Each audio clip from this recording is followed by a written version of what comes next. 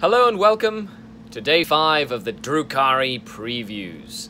This is Skari, your fancy Archon, the fancy Archon, and today GW has released a couple of things on the community site based around stratagems.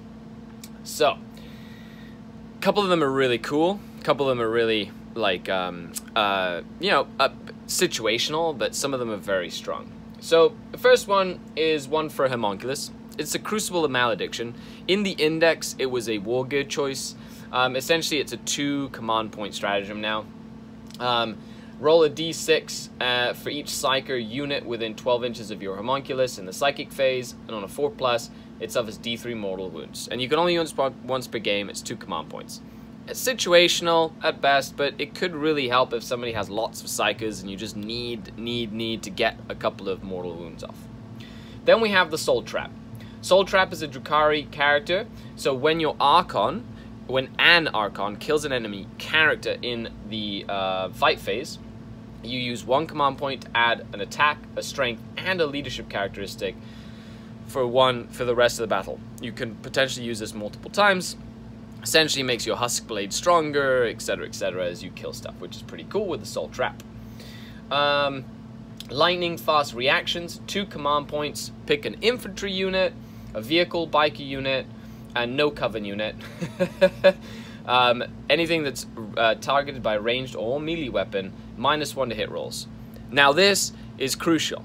I've used it while I'm playing the Eldar a lot, on a Wave Serpent or something, and it really makes it a lot harder to hit.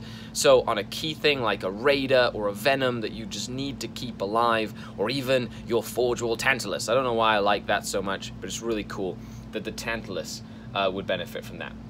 Then we have Agents of Vect. It's a Cabal of the Black Heart stratagem.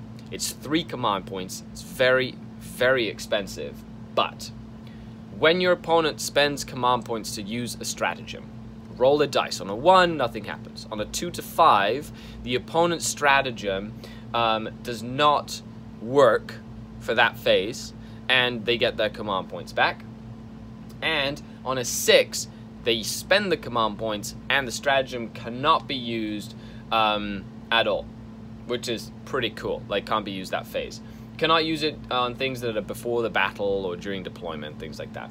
But that can be huge. There's a lot of combos in the game right now that rely on a key stratagem going off, like deep striking and then being able to, re-roll your charge ranges, or, when you deep strike really close and having somebody, Auspex scan you, or shoot you, or do something key, like that Riptide that really wants to shoot at its full ballistic skill and tries to stim itself, and all of a sudden you can negate that. Or honestly, it can be very, very powerful. Now, it is only for the Cabal of the Black Heart, but if you take a small patrol detachment, as the new Dark Eldar army sort of relies on lots of smaller detachments all kind of feeding off of each other, which really suits my playstyle. I think that could be game-breaking, especially in a competitive sense where there's a lot of key synergies built in to some of these stratagems. So, let me know what you think would be the coolest thing to negate, a stratagem that you've seen your friend or your buddy use over and over, and just being able to say, hey, spending 3 command points, and on a 2+ you can't do that, and I'm gonna kick you in the backside. Cool. So that's just a really cool, one. Then we've got Onslaught. Onslaught is a general Drukhari stratagem for incubi. 1 command point, any unmodified roll of a 6 to hit, scores 2 hits instead of 1, which means a small unit of incubi can do more hits if they roll well. That can be pretty cool. If there's any ways to re-roll misses, that also can be pretty nasty as well. And then,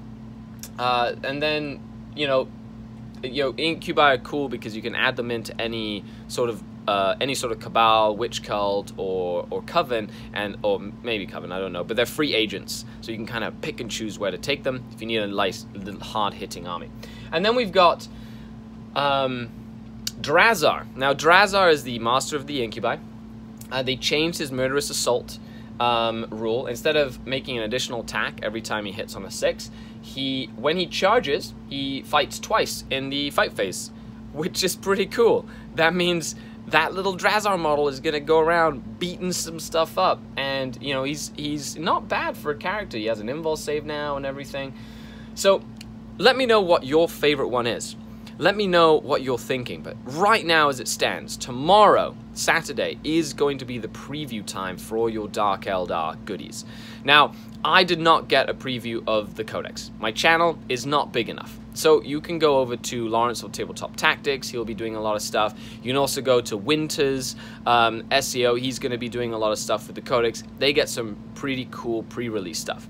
Now, as for me, I've been a die-hard Dark Eldar player.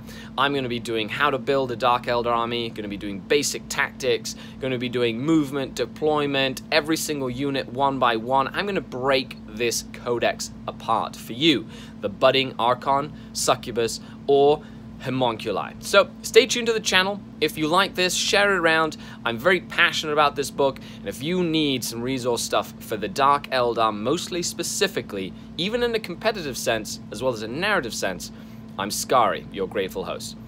Big shout out to all the Patreons to the channel. They get additional exclusive content. If you'd like to become a Patreon, check the link down below and unlock some really cool stuff, especially now as we dive in to the Dark Eldar. We do have bonuses and goals. Check it out.